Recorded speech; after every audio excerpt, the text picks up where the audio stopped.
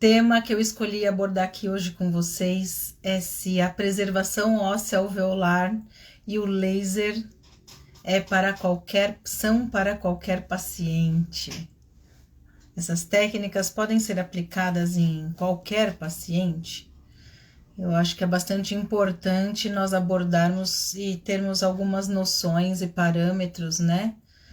Porque tudo existe indicação e contraindicação. E eu acredito que quando a gente extrapola isso e nós vamos para uma área desconhecida, nós começamos a cometer erros. Então, o primeiro passo de nós estudarmos e sabermos um pouquinho mais aprofundado é porque com isso nós vamos ter segurança para nossa cirurgia, vamos ter o controle da situação, mesmo em algum momento que ela possa sair do controle. Então, antes de irmos para as vias de fato, para a aplicação da técnica, nós precisamos ter noção de tudo que envolve isso, os prós, os contras, cada caso, e principalmente em organismo, né, na saúde, as coisas devem ser bem estudadas antes, indicadas com precisão, né?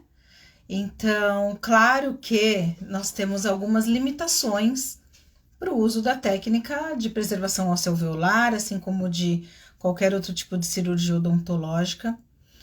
Quanto mais, assim, invasivo, quanto mais manipular, nós precisamos fazer, assim, manipulação dos tecidos, mais nós vamos precisar ter cautela na indicação, né?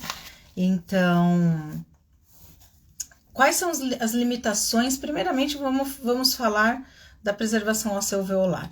Eu vou abordar com vocês aqui em duas linhas, tá? Uma linha que nós vamos falar assim da parte fisiológica do paciente, da biologia, das condições orgânicas e odontológicas que nós devemos ou não indicar ou contraindicar, né, a preservação óssea, mas também eu quero abordar com vocês sobre a parte financeira.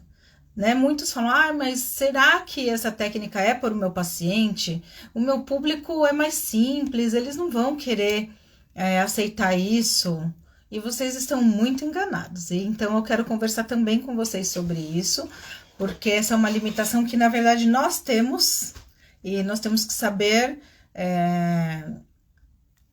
tirar isso da nossa frente, tirar isso da nossa cabeça, porque senão nós que vamos passar, vamos ter o preconceito que o nosso paciente não vai querer, e não é por aí, tá?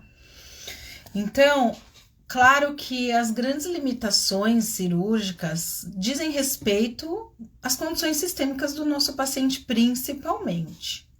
Então, a primeira abordagem que nós devemos ter, né, logo na anamnese e tudo mais, são sobre os problemas orgânicos que ele possa ter, medicamentos que toma, condições mesmo sistêmicas do nosso paciente. As cirurgias só serão contraindicadas em casos em que o paciente apresenta condições mais debilitantes, né? Numa outra live aí, nós conversamos um pouco sobre aquela classificação ASA 1, ASA 2, ASA 3, que a Sociedade Americana de Anestesiologia que fez essa classificação, e para nós termos algum parâmetro de quando devemos ter uma opinião de uma equipe multidisciplinar, quando nós podemos intervir e qual procedimento que nós devemos fazer. Então, essas condições, por exemplo, em casos de pacientes que possuem uma anemia mais severa. Mesmo em casos de anemias mais simples, nós podemos executar, mas tem alguns cuidados que deveremos tomar. No meu canal do YouTube, nós temos alguns vídeos aí falando bem mais profundamente de algumas condições orgânicas, e vamos alimentar ali esses vídeos, porque eu acredito que seja bastante importante nós sabermos quando nós devemos tomar cuidado, e o que devemos fazer em cada situação. Então, por exemplo, as anemias em que nós vemos que a hemoglobina do paciente é menor do que 10 gramas por decilitro de sangue e os hematócritos estão abaixo de 30%, é considerado um paciente de alto risco para a cirurgia. Então, nós devemos primeiro conversar com o médico, estabilizarmos o organismo desse paciente e não realizar nem a preservação e nem nenhuma outra cirurgia, né? Ali no paciente, enquanto ele não tiver condições orgânicas melhores. Nas condições acima desses níveis, claro que deveremos ter alguns cuidados, mas não contraindica a cirurgia. Algumas discrasias sanguíneas. O que são discrasias sanguíneas? Qualquer alteração que o paciente possa ter a nível sanguíneo entra e se engloba em discrasias sanguíneas. Elas são muito comuns no uso de alguns medicamentos, em que vai alterar, causar uma neutropenia, trombocitopenia. Existem algumas condições orgânicas e de medicamentos que os pacientes tomam que podem causar essas alterações sanguíneas, tá? Então, essas discrasias, por exemplo,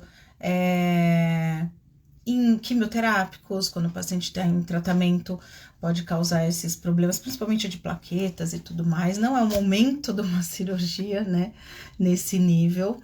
Antipsicóticos, inclusive alguns antibióticos podem causar essas alterações sanguíneas, analgésicos de uso contínuo, fitoterápicos também, nós também conversamos isso na live de intercorrências, onde esses fatores irão mexer com a coagulação do paciente, né? Então, devemos tomar cuidado quais os níveis. E para isso, precisamos lançar mão de exames laboratoriais. Então, num primeiro momento, quando o paciente relate alguma condição, nós deveremos certificarmos com exames laboratoriais, né? Ver o INR, o fator de coagulação, a série vermelha, a série branca, como que tá, se tem leucopenia, investigar um pouco mais a fundo. Então quer dizer que se o paciente apresentar essas alterações, eu não posso contraindicar a minha cirurgia? Não. Mas, desculpa, dependendo do nível que ele apresente de debilidade orgânica, você realmente vai, num primeiro momento, procurar que esse paciente esteja mais estabilizado para que você realize a preservação óssea. Por exemplo, diabetes mellitus. Quando que nós sabemos que o diabético pode apresentar mais problemas de coagulação, maior formação de trombos, menor formação de colágeno, e aí ele vai apresentar uma cicatrização muito mais debilitante, muito mais defeituosa. Quando ele está descompensado, nós já sabemos, ouvimos falar sempre em tudo que estudamos, mas qual é o nível, né? Qual é o nível que nós deveremos falar? Opa, peraí, aqui eu não posso colocar minha mão nesse momento, né? O paciente precisa de outros cuidados orgânicos para que ele esteja preparado para ter uma melhoria na sua saúde, né? E não piorar, um fator a mais que cause uma descompensação maior ainda nesse paciente. A literatura nos mostra que pacientes que apresentam glicemia maior que 250 miligramas por decilitro de sangue são pacientes de alto risco, tá? Não deveremos mexer nem nada ali nesse paciente, deveremos de fato encaminhá-lo para o médico. E aí eu também encontrei que a partir, né, menor que 200, de 200 para menos miligramas por decilitro de sangue, está autorizada a fazer cirurgias e extrações. Eu, particularmente, prefiro que o paciente estabilize numa glicemia nesse nível, de 200. Eu não intervenho. Eu espero, aguardo, converso com esse paciente. Claro que existem diferenciais entre diabetes tipo 1, tipo 2. O tipo 1 vai ter que mexer aí na insulina. O tipo 2 também vamos precisar ver adequação medicamentosa e tudo mais. Então, Eu não mexo num paciente que tem glicemia de 200, por exemplo. Eu vou querer que ele estabilize melhor para que ele possa ter uma resposta imunológica e orgânica que nos condiza com aquele momento, né? Então, eu prefiro, de fato, só coloco as mãos em pacientes que têm uma média de 140, quando ele chega no 140. Ah, tá, mas e se o paciente não chegar nesse nível? Aí nós vamos ter que conversar e, de fato, verificar uma cirurgia a nível mais hospitalar, com maiores cuidados, principalmente se a hemoglobina glicada desse paciente for maior do que 9%, esquece. Esquece, ele cai também naquela glicemia de maior de 250, porque a hemoglobina glicada, ela mostra para nós uma média dos últimos 3 meses. Então, se esse paciente possui uma média de 9%, impossível nesses 3 meses ele ter tido uma glicemia muito menor do que ele apresenta atualmente. Pode ter variado, mas com certeza ele ficou num nível acima. Novamente, a literatura diz que um paciente de médio risco que você pode intervir é um paciente com uma glicemia, com uma hemoglobina glicosilada de 7 a 8%, né? Também acho um pouco arriscado, mas eu acho que 7, 6,5 é um pouco mais condizente. E se o paciente realmente puder estabilizar isso, com certeza ele vai ter muito menos intercorrências ali no pós-operatório. Então, tirar um pouco a ansiedade, muitas vezes nossa e do paciente. Os pacientes diabéticos, eles melhoram demais quando é removido ali do organismo dele focos de infecção. Existem muitos estudos mostrando que um tratamento odontológico vai diminuir vai mexer até na hiperglicemia dele, vai melhorar a condição orgânica dele. Mas, como eu disse, nós precisamos ter uma conduta que seja bom para o paciente, bom para nós também. Então, isso não quer dizer, puxa, mas se eu intervir nesse paciente, eu sei que a glicemia dele vai melhorar. Mas se ele está tão descompensado, você também pode, através tanto de medicamentos, que o paciente diabético ele tem muito maior risco de infecções, e dependendo do medicamento e da quantidade, não é o momento do organismo dele receber essa sobrecarga. Então, nós temos que ter essa calma, essa conduta, tá? Mas, na literatura, nós encontramos em uma média de respaldo de 200. Tá? Não costumo fazer com essa média. Hemofilia, nós temos também outras condições de uma anemia, que também tem um vídeo lá no YouTube, na parte de anemias, falando, por exemplo, de pacientes que têm talassemia, que é um tipo de anemia, ela pode ser dividida em minor ou maior.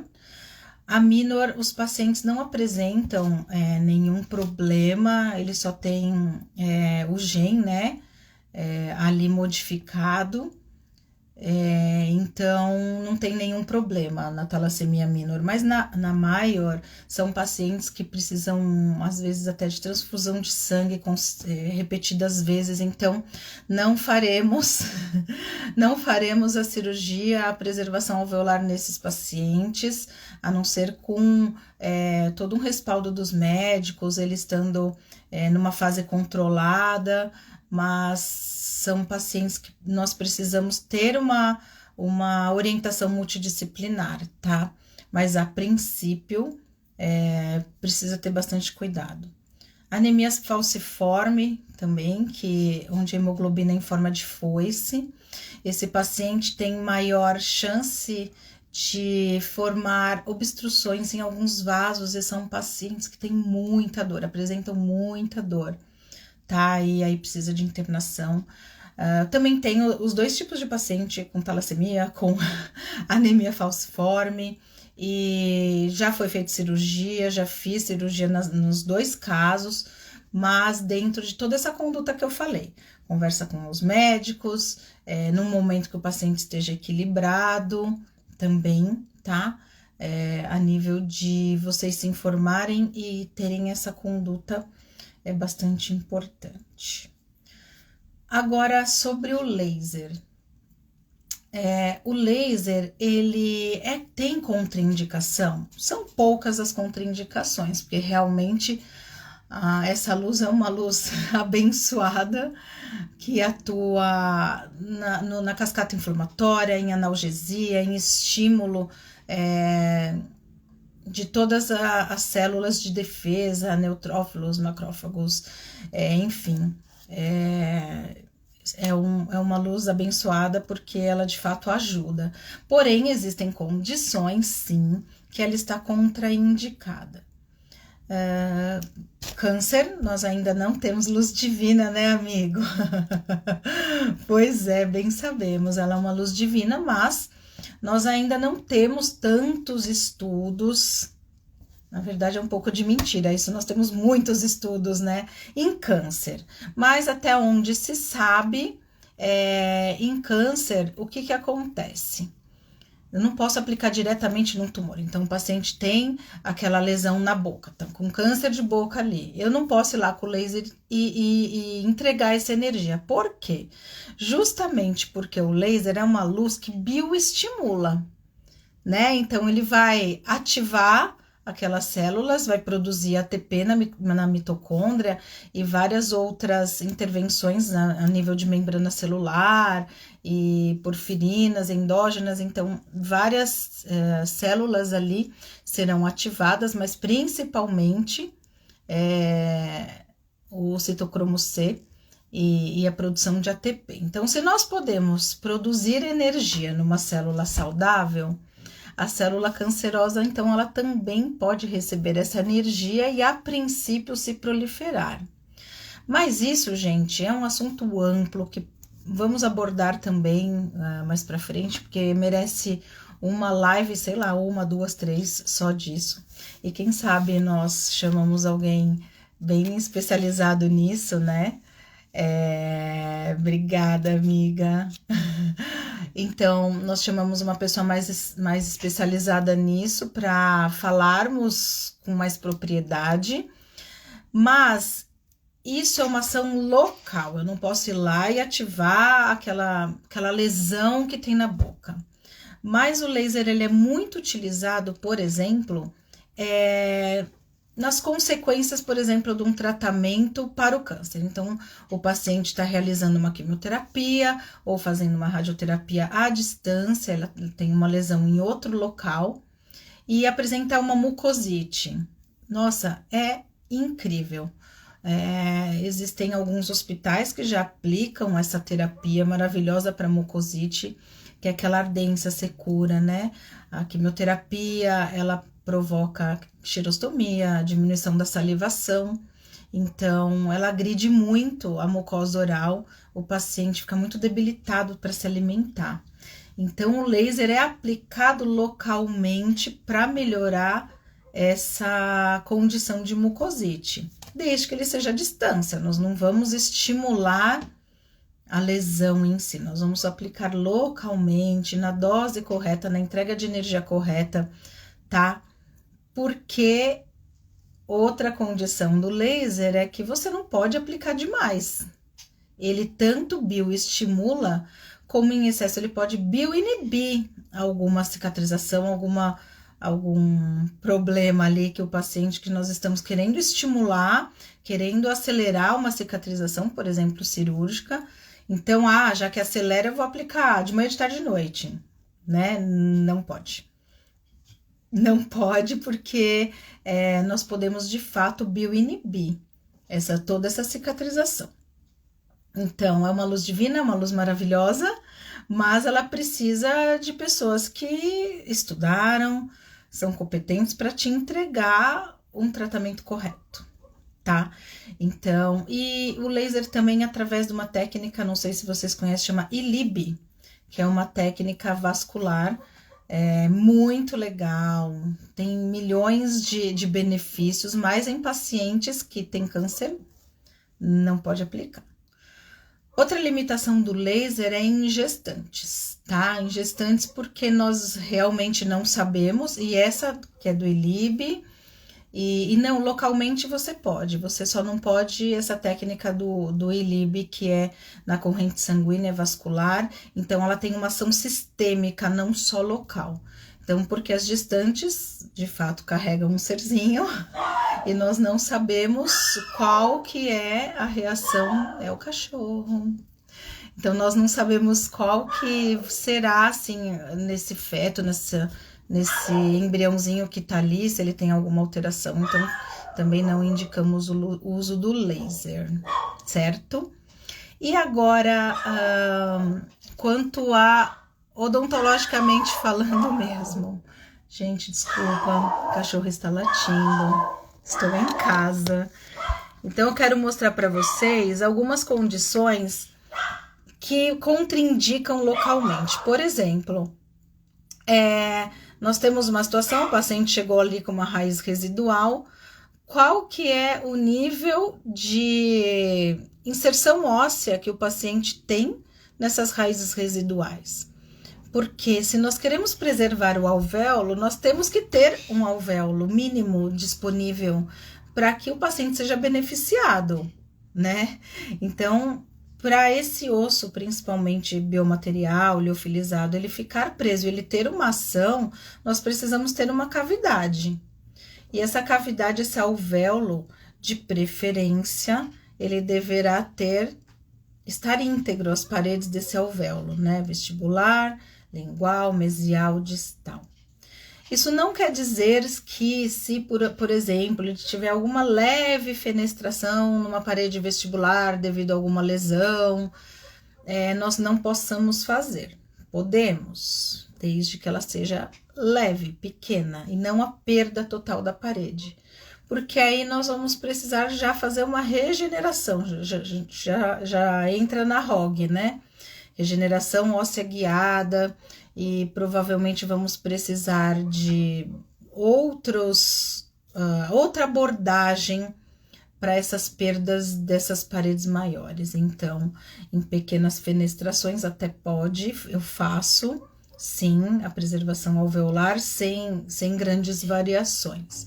Ou então, em condições desse alvéolo estar muito reduzido e você não vai trazer um benefício direto para o paciente colocando um osso ali, tá? Então, vou mostrar para vocês, eu vou virar aqui de novo a câmera para o meu note, para ver se vocês conseguem ver.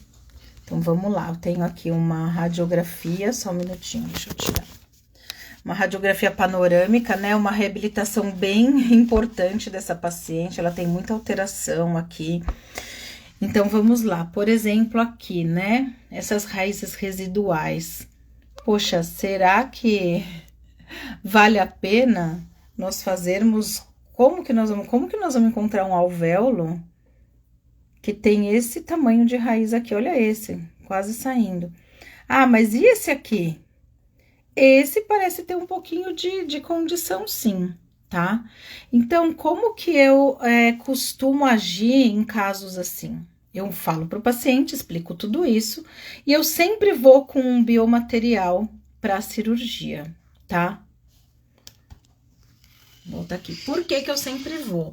Porque eu já cheguei a ter radiografias que parece que o alvéolo não existia, mas quando eu fiz a cirurgia, eu falei, olha, não é que tem um alvéolo aí para eu colocar um mínimo?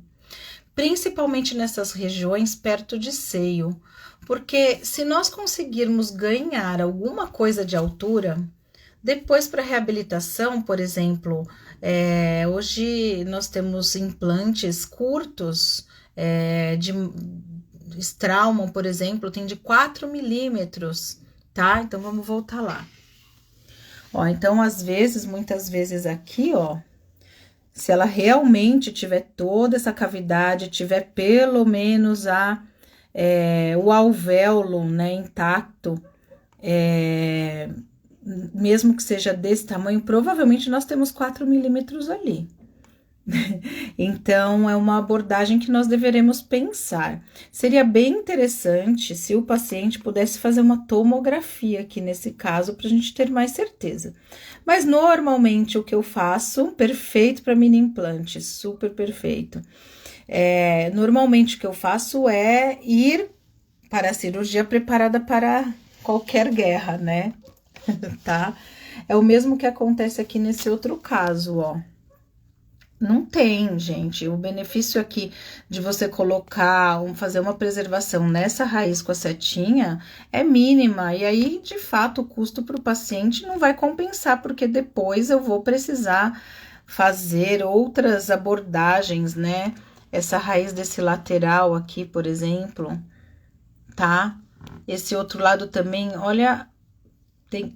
Opa, desculpa, acho que eu toquei aqui. Olha aqui.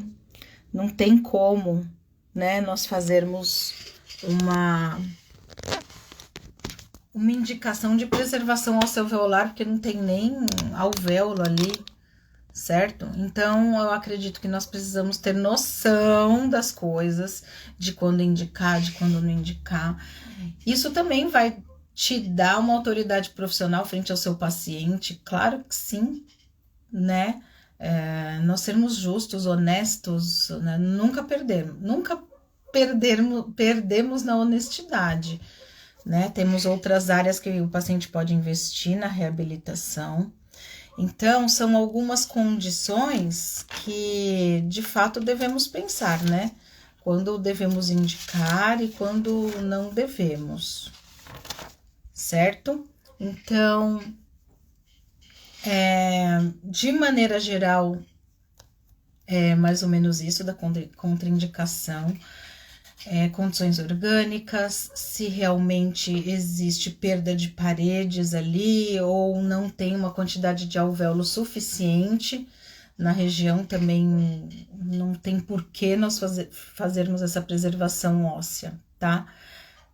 Outro fator de risco também, que eu li aqui, que eu anotei, fumantes. Isso não quer dizer que é contraindicado, tá? Mas são pacientes de risco para qualquer cirurgia, até no corpo orgânica, pode ter problema de cicatrização. Claro que depende do nível que o paciente é fumante, e isso tudo nós devemos dividir com o nosso paciente.